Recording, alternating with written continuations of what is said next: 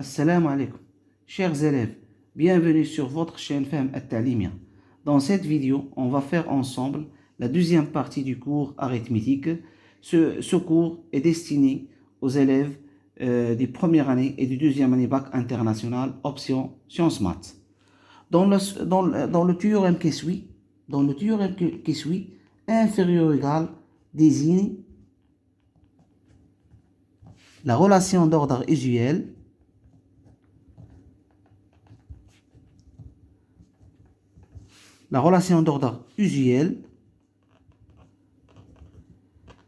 dans l'ensemble n étoile, l'ensemble des entiers naturels non nuls et l'ensemble des entiers relatifs non nuls.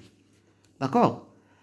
Inférieur ou égal désigne la relation d'ordre usuel ou bien habituel dans l'ensemble des entiers naturels non nuls et l'ensemble des entiers relatifs non nuls, Z étoile. Maintenant, on va voir théorème 2. D'accord? Soit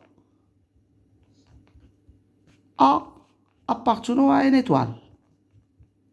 C'est-à-dire A est un entier naturel non nul. Quel que soit B appartenant à n étoile, un entier naturel non nul, on a B divise A implique que B est inférieur ou égal à A. D'accord? On va démontrer ça. C'est-à-dire que tous les diviseurs de A dans n étoile est inférieur ou égal à A. Tous les diviseurs de A dans n étoile est inférieur à A. C'est quoi les diviseurs de A? C'est les entiers naturels B qui appartiennent à une étoile qui divise A. Donc, les diviseurs de A est inférieur ou égal à A. Ça, c'est premièrement. Deuxièmement, soit maintenant A appartenant à une étoile, d'accord, quel que soit B appartenant à Z étoile maintenant, on a B divise A implique que B est inférieur ou égal à A. Ça veut dire quoi? Ça veut dire que tous les diviseurs de A dans Z étoile est inférieur ou égal à A. Tous les nombres diviseurs de A dans Z étoile est inférieur ou égal à A. D'accord? Troisièmement, soit maintenant le couple AB appartenant à Z étoile fois Z étoile. Ça veut dire quoi? Ça veut dire soit A appartenant à Z étoile, un entier relatif non nul, et B aussi un entier relatif non nul. On a B divise A implique que la valeur absolue de B est inférieure à la valeur absolue de A. Voilà le théorème 2. On va démontrer le théorème 2. Démonstration.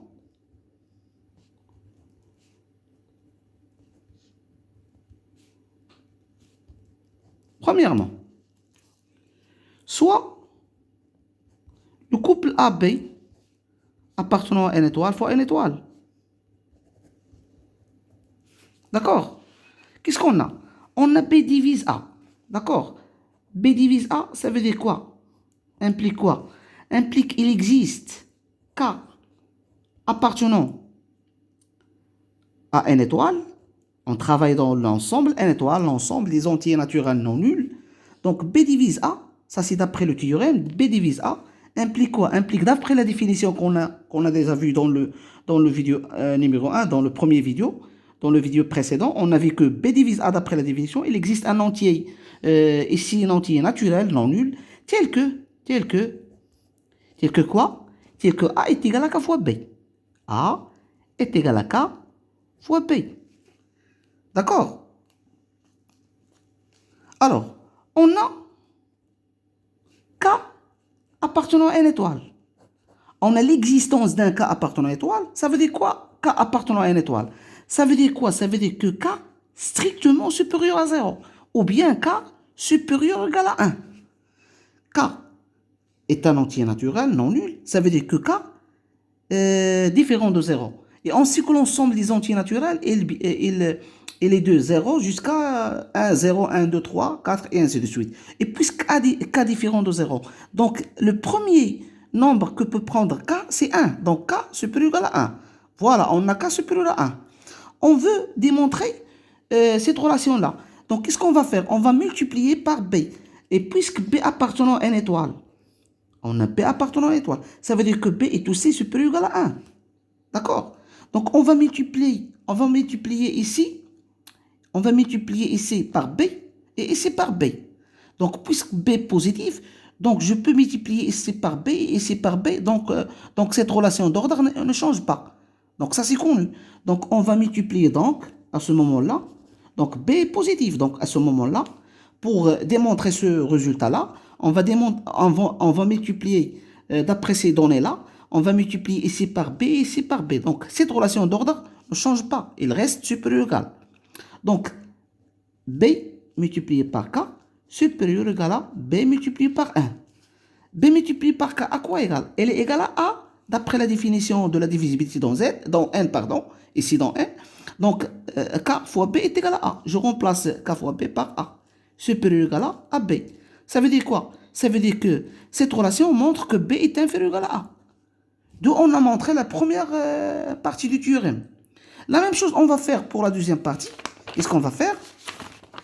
Ici, dans la deuxième partie du théorème, d'accord? Dans la deuxième partie du théorème, on a B appartenant à Z étoile. D'accord? Z étoile, c'est quoi Z étoile? On a dit dans la définition de Z étoile, on a donné une petite définition concernant l'ensemble des Z. L'ensemble des Z, elle contient, si vous voulez, la partie positive de N et la partie négative de N. C'est-à-dire le nombre qui est positif qui appartient à N et l'opposé de N. D'accord? Donc ici, pour B appartenant à Z étoile, on a montré que pour B positif, on a montré. Donc ça veut dire quoi B appartenant à Z étoile? Ça veut dire que B supérieur strictement à 0 et aussi B strictement inférieur à 0. Pour B strictement supérieur à 0, on a démontré ça. D'accord? C'est-à-dire B supérieur ou égal à 1. Ou bien B est inférieur ou égal à 1. D'accord? D'accord? Non, ici, inférieur à 0, strictement inférieur à 0. D'accord? Donc ici, on peut écrire B supérieur ou égal à 0, supérieur ou égal à 1. D'accord? Mais ici, on ne peut pas écrire B inférieur ou égal à 1. B strictement inférieur à 0. Il reste comme ça. Mais ça peut écrire ça. Alors, on a dit que pour B strictement supérieur à 0, on a déjà montré. On ne peut pas répéter. Il suffit maintenant pour montrer cette partie du théorème, il suffit de montrer ce résultat-là uniquement pour B inférieur à 0. On est d'accord.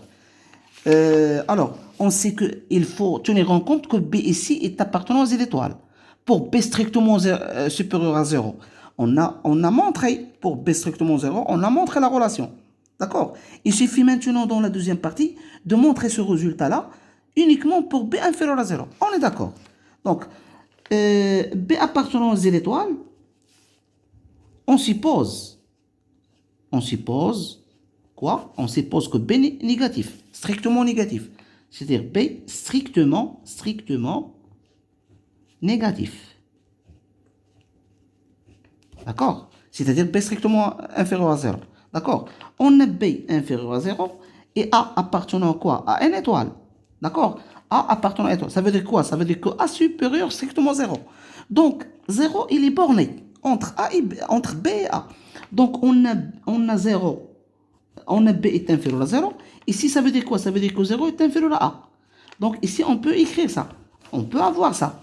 Et puisque B inférieur à 0 et 0 inférieur à A, donc en particulier, qu'est-ce qu'on cherche? En particulier, B est inférieur ou égal à A. De le théorème. On a démontré le théorème. C'est simple. D'accord?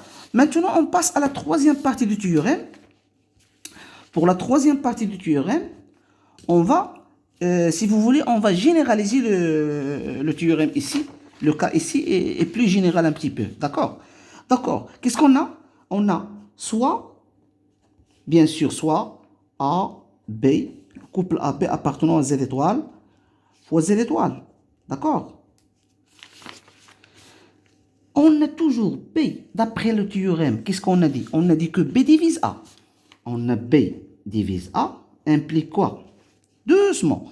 Implique toujours, il existe K appartenant à Z. D'accord? Tel que d'après la définition de la divisibilité dans Z, telle que quoi? Telle que A est égal à K fois B.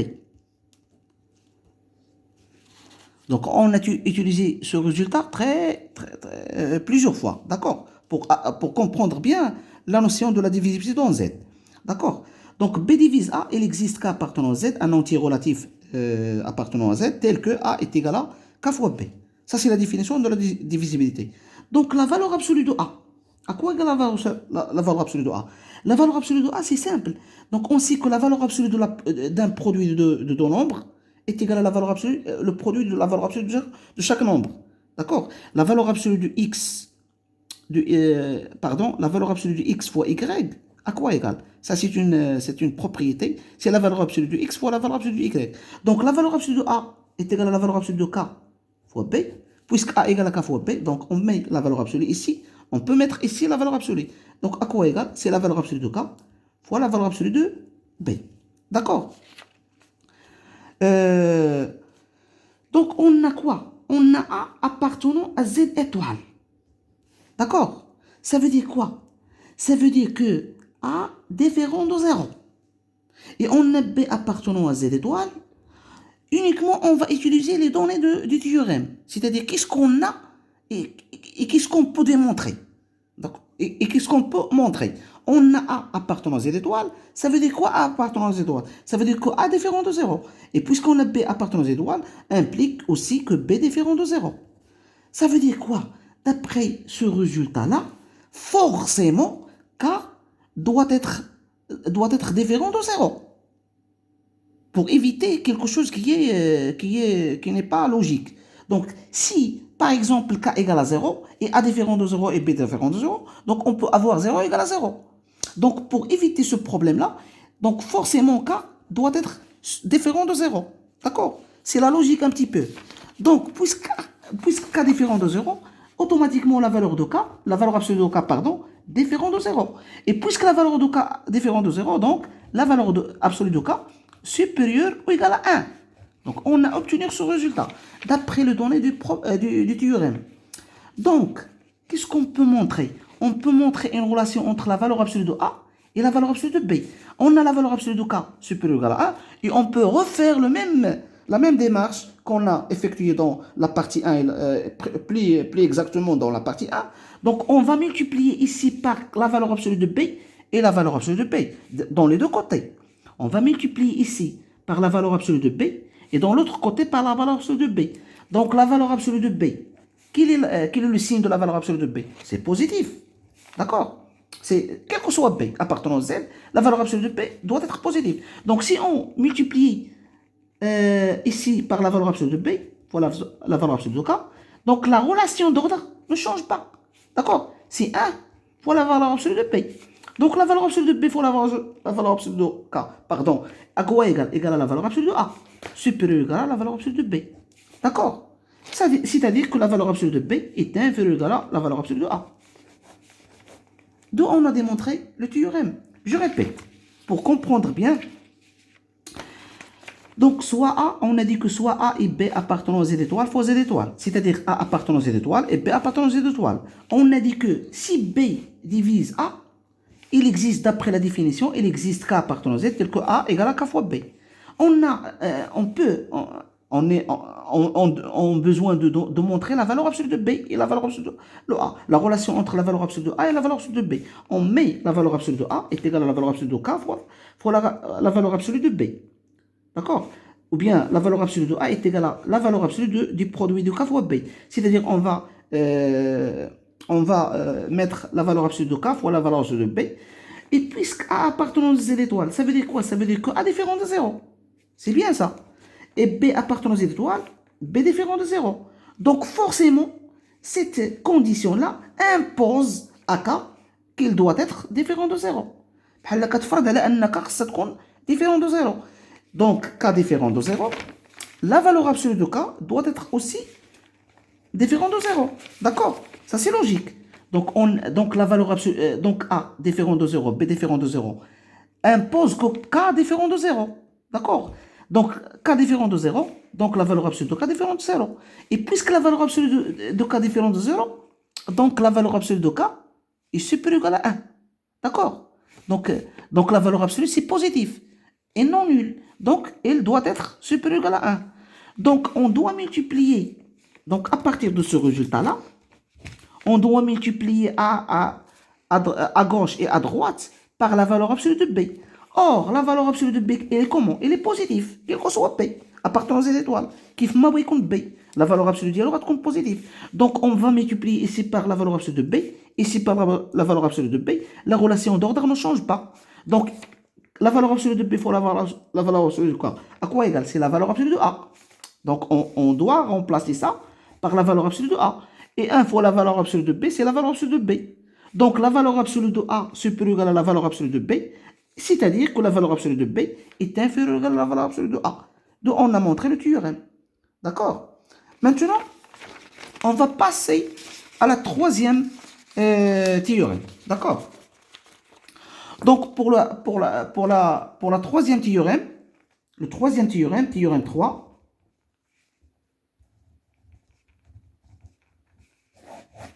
qu'est-ce qu'il est le théorème 3? Et on va utiliser, d'accord, avant de donner le théorème 3, on va utiliser, essayez de suivre-moi bien dans ce théorème-là, on va utiliser la notation de multiples dans Z.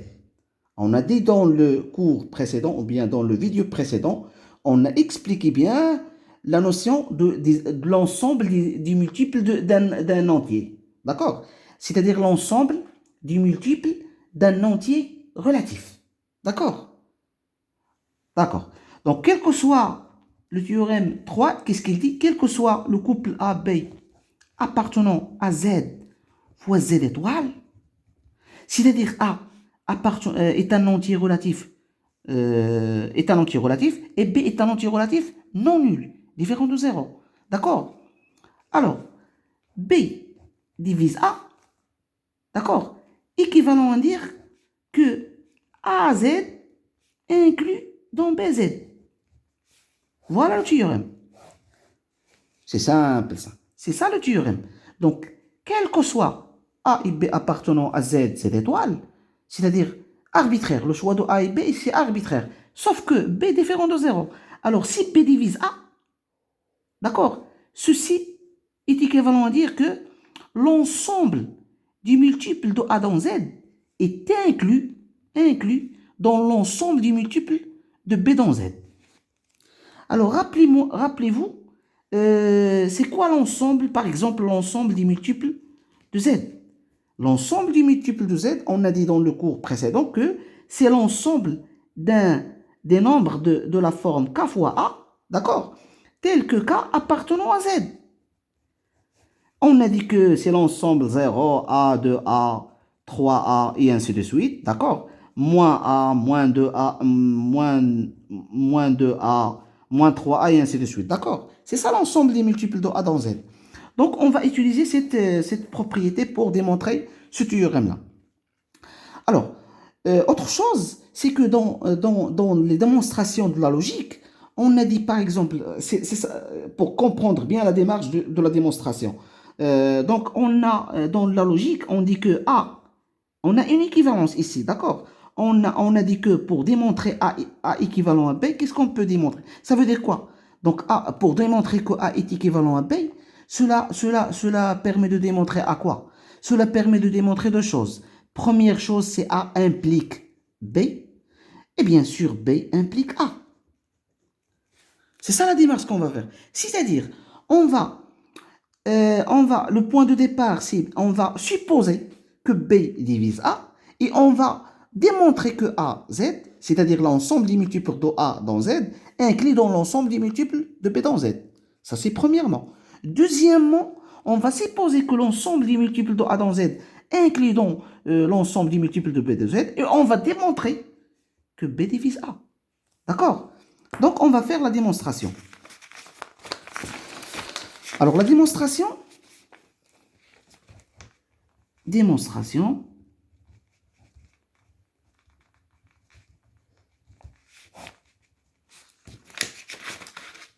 Alors, soit A, B appartenant à Z fois Z étoile. D'accord? On a, qu'est-ce qu'on a? On a B divise A. C'est-à-dire, on suppose, premièrement, on suppose que B divise A. C'est ça le point de départ. Ça veut dire quoi, ça veut dire quoi B divise A?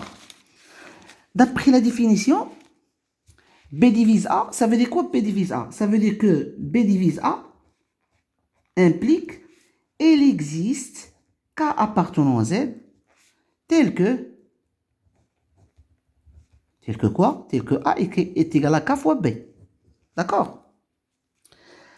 Qu'est-ce qu'on cherche? On cherche, on va multiplier, on va considérer par exemple alpha appartenant à Z, soit alpha appartenant à Z. Ça veut dire quoi? Ça veut dire que alpha A est égal à alpha K fois B. D'accord? On a multiplié par alpha ici et par alpha ici. Je répète. Pour démontrer le théorème, pour démontrer ce théorème, d'accord? Pour comprendre bien la démarche, pour ne pas se tromper, pour démontrer, donc on a dit que le théorème, qu'est-ce qu'il dit le théorème? Quel que soit A et B appartenant à Z pour Z étoile, B divise A, équivalent à dire que l'ensemble des multiples de A dans Z inclus dans l'ensemble des multiples de B dans Z. Pour démontrer ce théorème, on va supposer que B divise A et on va montrer ça. D'accord? Et réciproquement, on va supposer que A, l'ensemble des A dans Z inclus dans l'ensemble des B dans Z, et on va montrer que B divise A. D'accord? Première démarche. Premièrement, supposons que B divise A. Ça veut dire quoi que B divise A? Sachant que A et B, A appartenant à Z et B appartenant à Z étoile. Donc si on suppose que B divise A, d'après la définition de la divisibilité dans Z, il existe K appartenant à Z tel que A égale à K fois B.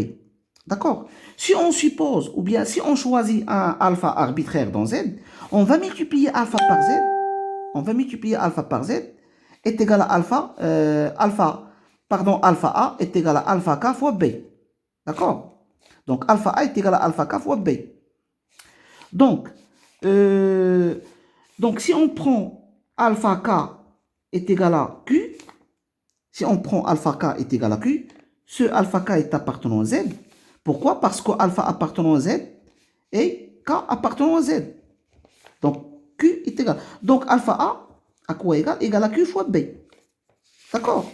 C'est-à-dire quoi? C'est-à-dire que alpha A est appartenant à l'ensemble de multiples de B dans Z. D'accord? Donc on a A est égal à K fois B, soit alpha appartenant à Z, quelconque. Donc on doit multiplier A par alpha et l'autre côté par alpha. On obtient alpha A est égal à alpha K fois B. C'est-à-dire on va supposer, ou bien on va poser, on va poser alpha K est égal à Q, un entier Z. Donc, un entier relatif. Pourquoi? Parce que alpha appartenant à Z, K appartenant à Z, donc Q appartenant à Z. Donc, alpha K est égal à un entier relatif fois B. C'est-à-dire quoi? C'est-à-dire que alpha K, il appartient à l'ensemble du multiple de B dans Z. Parce que QB, elle représente quoi QB? Q appartenant à Z. Elle représente l'ensemble des multiples de B dans Z. C'est-à-dire que alpha A appartenant à l'ensemble des multiples de B dans Z. Et puisque alpha A est appartenant à l'ensemble des multiples de A dans Z, d'accord, alpha A est appartenant à l'ensemble des multiples de A dans Z. Donc, on peut avoir que l'ensemble des multiples de A dans Z inclut dans l'ensemble des multiples de B dans Z. Donc, on a montré la première partie du théorème. Réciproquement,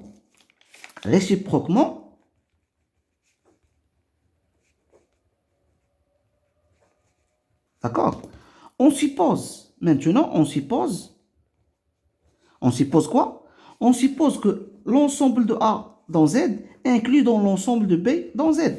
Et on va montrer que B divise A. Ça veut dire quoi l'ensemble A? L'ensemble A, l'ensemble des multiples de A dans Z, l'ensemble des multiples de A dans Z inclut dans l'ensemble des multiples de B dans Z. Ça veut dire que A à quoi égal? On a A est égal à 1 fois A. Ça veut dire que A est appartenant à l'ensemble des multiples de A dans Z. Parce que 1 est appartenant à Z. D'accord? On a ça. Donc A est appartenant à l'ensemble, puisque A, suivez-moi bien. Donc, on a A est égal à 1 fois A. Ça veut dire quoi? Ça veut dire que A est appartenant à l'ensemble A, à l'ensemble des multiples de A dans Z. Et puisqu'on a supposé que l'ensemble des multiples de A dans Z est inclus dans BZ, donc automatiquement, A est appartenant à BZ. D'accord? Donc A, on peut avoir A d'après ceci, d'après ce qu'on a fait. Donc automatiquement A est appartenant à l'ensemble des multiples de B dans Z. Pourquoi? Parce que l'ensemble des multiples de A dans Z est inclus dans l'ensemble des multiples de B dans Z. يعني إلا كان A كينتمي لواحد مجموعة مضاعفات A في Z ياك والمجموعة ديال مضاعفات A في Z ضمن مجموعة مضاعفات B دو Z في Z ف دونك ضروري غيكون A كينتمي حتى هو كذلك إلى مجموعة B إلى مجموعة مضاعفات B في Z. D'accord? On a obtenir ça. Ça veut dire quoi? Ça veut dire il existe واحد K appartenant à Z. C'est quoi l'ensemble du multiple de B dans Z? C'est l'ensemble de K fois B. Ça veut dire que A, ça veut dire qu'il existe un K appartenant à Z tel que A peut s'écrire sous la forme de K fois B. Donc ça veut dire quoi K? Ça veut dire quoi A égale à K fois B? Ça veut dire que B divise A. D'où B divise A. En conclusion, quel que soit A, B appartenant à Z fois Z étoile, d'accord? Donc, si B divise A, cela est équivalent à dire que l'ensemble des A dans Z inclut dans l'ensemble des B dans Z. On a démontré ça. D'accord? En conclusion, le théorème 3 précédent dit que si un entier relatif non nul divise un entier relatif, si un entier relatif non nul B divise un entier relatif A, d'accord? Alors l'ensemble des multiples de A contenu dans l'ensemble des multiples de B. Je vous donne un exemple très simple. Par exemple, l'entier relatif 3 divise 6. D'accord? Divise l'entier relatif 6. Donc 3 divise 6. Donc tous les multiples de 6 est un multiple de 3. D'accord? Tous les multiples de 6, tous les multiples, sans exception, tous les multiples de 6 est un multiple de 3. Par exemple, 12 est un multiple de 6, parce que 12 est égal à 6 fois 2. Donc 12 est aussi un multiple de 3. يعني أنه جميع مضاعفات 6 فهي مضاعفات 3. D'accord? D'accord. Donc tous les multiples de 6 est un multiple de 3. J'espère que ce théorème est maintenant clair. S'il y a des questions, n'hésitez pas de poser des questions. Cette vidéo est terminée. Merci de nous avoir suivis et à la prochaine vidéo, Inch'Allah, sur la chaîne Fahm At-Ta'limia. Wassalamu alaikum wa rahmatullahi ta'ala wa barakatuh.